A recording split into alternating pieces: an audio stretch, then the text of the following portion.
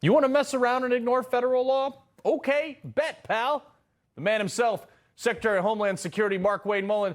Sir, I wouldn't want to be tangoing with this if I was a blue state.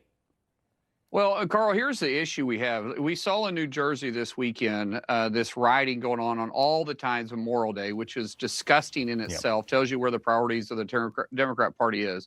But we called local law enforcement multiple times, and they refused to respond. Now, at one time, they had our gate blocked.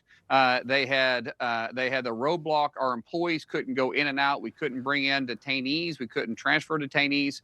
And so what's going to happen, and this is what we're preparing and we're drawing up right now, is we're going to pull out the CBP officers, the Customs and Border Patrol officers, out of the airports so they can help assist to secure the area. If local law enforcement isn't going to help, then we have to provide what assets we have. And of course, their excuse is they don't have the assets and the ability to help provide security. When we're not saying secure our building, we're saying keep them off the streets and keep them off our buildings. The same thing is happening in Portland almost every single day. So listen, we got to prioritize. And when we start prioritizing, we're going to start pulling officers and we're going to choose to keep our employees safe. And therefore, we won't be able to process international flights going to those airports because those officers will be reassigned. Yeah, just to be, for the viewers, like if you don't have ICE agents, immigrations, and customs people at these airports, they can't process these people, so therefore they can't leave the airport. That's right. Yeah. Right. Earlier today, though, obviously Trump held this cabinet meeting, and you just dropped a bomb about the protest. Roll this. It shows this radical left Democrats' priorities when they decide to go out and protest a detention center where we're housing rapists, child predators, murderers, drug dealers, and they choose Memorial Day of all the time to go protest something that they say that that it's because they're on a hunger strike when there was only a handful of individuals that was refusing to eat because they want their ethnic group or their ethnic right food.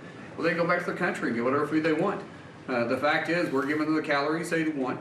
This isn't Holiday Inn. I didn't get my Pico de Gallo. Right. I'm not joking by saying this. They're on a hunger strike because they don't like the bologna sandwiches we're feeding them. I'm not required to feed them their ethnic food. I'm required to have a certain calorie count, and we hit those calorie counts. I got to provide them a clean, safe place to lay down. We provide that for them. We provide medical care for them. And guess what? They also provide commissary, which I think that's kind of a gift.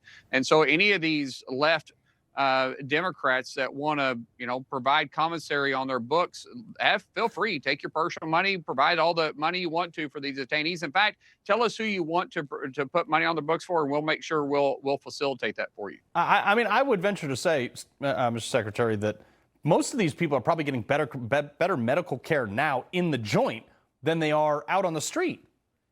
You would be surprised at the condition of individuals that we pick up and the fact that they hadn't seen a doctor. Health, it's a real concern that we deal with constantly, not just on the border. That's on a separate issue. But when we go pick up some of these individuals, usually when we show up, we'll serve a warrant on one individual, but there may be several others, and a number of 6 to 15 or more in one residence. Sometimes the conditions aren't great, and their medical care, you're absolutely right. One of the worst we see is actually dentistry. And so the dental issues we have, which can cause real serious issues, and we provide that care.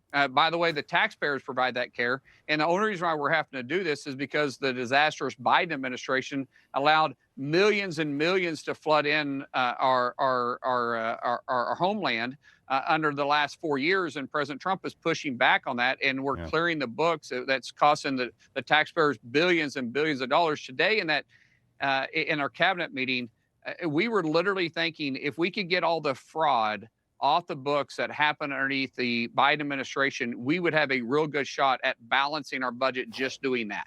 Wow. Makes a pretty good case for it, sir. Yes, sir. Secretary Markwayne Mullin now. We appreciate it very much, sir.